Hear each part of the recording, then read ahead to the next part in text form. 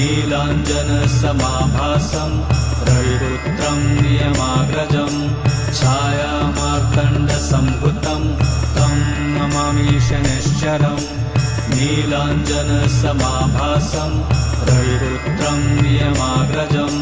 छायामार्तण्डसम्भुतं तं नमामि शनैश्चरम् नीलाञ्जनसमाभासं रविपुत्रं नियमाग्रजं छायामार्तण्डसम्भुतं तं नमामि शनैश्चरम् नीलाञ्जनसमाभासं रविपुत्रं नियमाग्रजं छायामार्तण्डसम्भुतं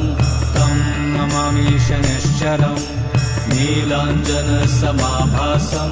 रविपुत्रं नियमाग्रजं छायामार्तण्डसम्भुतं तं नमामि शनैश्चरम्